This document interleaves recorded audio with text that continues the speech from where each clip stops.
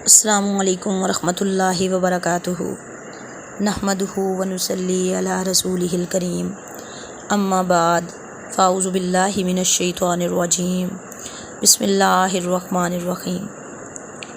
رمضان کی آمد ہے اور اس سے پہلے شعبان کا مہینہ، جس میں 15 شعبان کو ایک بہت زیادہ اہمیت کا دن بتایا جاتا ہے، یعنی شب بارات کہ اس رات میں انسانوں کی تقدیر کے فیصلے ہوتے ہیں، اور اس رات میں بہت زیادہ عبادتوں کے حوالے سے کئی احادیث گردش کرتی نظر آتی ہیں۔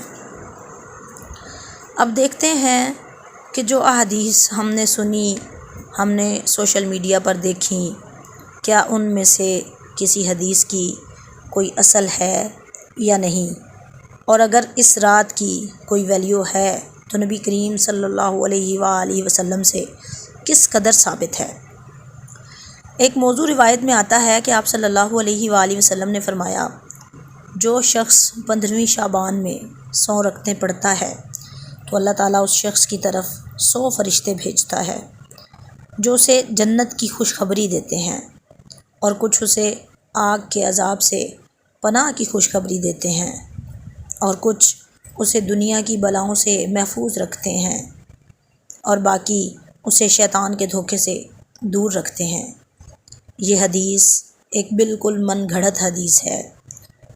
آئیں ایک اور روایت پڑھتے ہیں کہ جو شخص 15 شعبان میں 12 رکعت نماز پڑھتا ہے، ہر رکعت میں سورہ اخلاص 30 بار، وہ مرے گا نہیں جب تک کہ اپنا ٹھکانہ جنت میں نہ دیکھ لے۔ بالکل ہی ناممکن سی بات ہے کہ کوئی انسان دنیا میں جنت کیسے دیکھ سکتا ہے، کیونکہ حدیث میں آتا ہے وہ ایک ایسی جگہ ہے کہ کسی آنکھ نے اس کو دیکھا نہیں، کوئی دماغ اس کا تصور نہیں کر سکتا، اور خواب میں بھی کوئی اسے نہیں دیکھ سکتا، کہاں یہ کہ وہ اسے خود دیکھ لے۔ یہ ایک من گھڑت سٹوری ہے اور ناقابل اعتبار بات ہے۔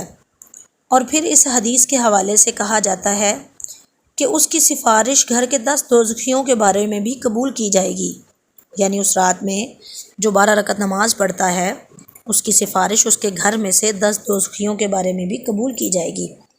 آپ خود سوچیں، ایک انسان ساری زندگی نماز، روزہ، حج، زکوٰۃ، تمام احکامات خداوندی کو وقت پر کرتا ہے، اس کے بارے میں تو کوئی ایسی حدیث نہیں سنائی گئی، اور کہاں یہ کہ ایک انسان ایک رات میں کھڑے ہو کر ایک رکعت میں جب 30 دفعہ سورہ اخلاص پڑھ لیتا ہے تو اس کے لیے اتنی بڑی بشارت کہ وہ دنیا میں جنت دیکھ لے اور 10 افراد کی سفارش بھی کرے۔ یہ بات تو عقل بھی نہیں مانتی، دین کے اعتبار سے بھی اس پر کوئی اعتبار نہیں کیا جا سکتا۔ اسی طرح کی ایک اور موضوع حدیث ہے کہ شعبان کی 15ویں تاریخ کا روزہ 120 سال کے روزوں کے برابر ہے۔ یہ اتنی مشہور بات بالکل جھوٹ ہے، یعنی 60 سال گزشتہ سال کے اور 60 سال آئندہ کے۔ یہ چیز بھی قابل اعتبار نہیں ہے۔ صحیح روایات سے ہم کو پتہ چلتا ہے کہ شعبان کے بارے میں کہ اس مہینے میں روزوں کی کیا فضیلت ہے۔ یہ ایک برکت والا مہینہ ہے، رمضان کی ابتدا ہے، رمضان کی تیاری ہے، اور کثرت سے نفلی روزے رکھنے چاہیے، کیونکہ اور 15 شعبان کے بعد تو نفلی روزوں سے بھی روکا گیا ہے کہ رمضان کے لیے انسان کو کمزوری نہ ہو اور رمضان میں روزے چھٹنے کا اندیشہ نہ ہو۔ اب ایک آیت جو عام طور پر اس رات کے بارے میں قرآن پاک سے نوٹ کی جاتی ہے، سورہ دخان کی وہ آیتیں ہیں، بسم اللہ الرحمن الرحیم، انا انزلناہ فی لیلۃ مبارکۃ انا کنا منذرین فیہا یفرق کل امر حکیم امرا من عندنا انا کنا مرسلین۔ یہ آیات مکہ معظمہ میں نازل ہوئیں، واقعہ معراج سے قبل نازل ہوئیں۔ اس وقت نماز بھی فرض نہیں ہوئی تھی، روزے ویسے ہی 2 ہجری میں فرض ہوئے، اور مکہ میں بقیع نام کا کوئی قبرستان تب تک نہ تھا، لہٰذا جو بات مشہور کی گئی کہ اس رات میں فیصلے ہوتے ہیں، اور حضور صلی اللہ علیہ وآلہ وسلم سے بہت بڑی روایات منسوب کی جاتی ہے کہ آپ صلی اللہ علیہ وآلہ وسلم بقیع والوں کے پاس گئے اور وہاں ان کے لیے دعائے مغفرت کی، تو اس کی کوئی حقیقت نہیں ہے۔ بات یہ ہے کہ ان آیات میں بتایا کیا گیا ہے، اس کی وضاحت کو دیکھیں۔ اس میں لوگوں نے یہ مشہور کر رکھا ہے کہ یہ 15 شعبان کے بارے میں ہے، یعنی سورہ دخان کی یہ تمام آیات جو ٹیلی ویژن پر 15ویں شب کو مختلف پروگرامز کے شروع میں پڑھی جاتی ہیں، یہ شب بارات کے بارے میں ہیں کہ ان میں قرآن نازل ہوا، اور لوگوں کو اس آیت کے ریفرنس سے یہ بتایا جاتا ہے کہ یہ 15 شعبان ہے۔ یہ آیت کب نازل ہوئی؟ یہ آیت مکہ میں نازل ہوئی معراج سے قبل، اور پھر اس آیت سے جو بات پتہ چلتی ہے کہ اس مبارک رات میں قرآن پاک نازل کیا گیا۔ اب آپ کو پتہ ہے قرآن پاک کب نازل ہوا؟ ظاہر ہے قرآن پاک رمضان میں نازل ہوا۔ سورہ بقرہ کی آیت شہر رمضان الذی انزل فیہ القرآن، کہ رمضان وہ مہینہ ہے جس میں قرآن نازل کیا گیا، وہ رات شعبان میں کیسے آ گئی؟ دوسری بات کہ سورہ قدر کے شروع میں کیا آتا ہے؟ انا انزلناہ فی لیلۃ القدر، فی لیلۃ القدر۔ ہمیشہ سے سورت کی جو تفسیر کی جاتی ہے وہ کیا ہے؟ یہ کس رات کے بارے میں ہے؟ یہ لیلۃ القدر کے بارے میں ہے، اور یہ رمضان المبارک کے ماہ میں آتی ہے۔ رمضان کی کون سی رات ہوتی ہے؟ اس کے بارے میں نبی کریم صلی اللہ علیہ وآلہ وسلم نے کوئی تاکید نہیں بتائی۔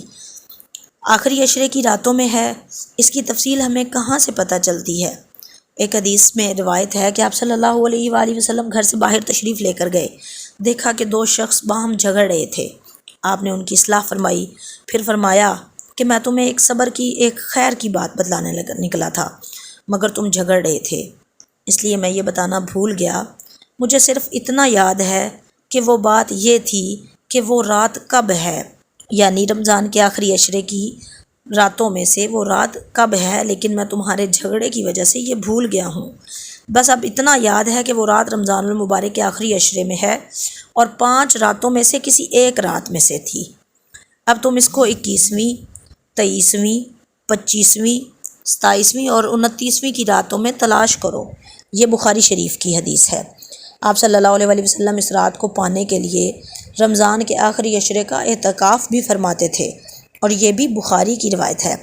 اس سے پتہ چلتا ہے کہ لیلۃ القدر قدر کے معنوں میں آتا ہے، اور دوسرا قدر سے مراد تقدیر بھی ہے کہ تقدیر کے فیصلے اس رات میں ہوتے ہیں، نہ کہ 15 شعبان کی رات کو۔ جو آیتیں میں نے سورہ دخان کی پڑھی تھیں، جیسے فیہا یفرق کل امر حکیم، اس میں فیہا کا معنی ہے اس رات میں، یفرق تقسیم کیے جاتے ہیں، کل امر سب کام، حکیم حکمت والے، یعنی سب معاملات کے فیصلے اس رات میں فرشتوں کے حوالے کیے جاتے ہیں، ان کو دے دیے جاتے ہیں۔ اس سے پتہ چلتا ہے کہ سورہ دخان کی یہ آیت 15 شعبان کے بارے میں نہیں ہے، بلکہ لیلۃ القدر کے بارے میں ہے، جس میں قرآن پاک بھی نازل ہوا اور جس میں لوگوں کی قسمتوں کے فیصلے بھی کیے جاتے ہیں۔ اللہ تعالی ہم سب کو سمجھ کی توفیق عطا فرمائے۔ وما علینا الا البلاغ المبین۔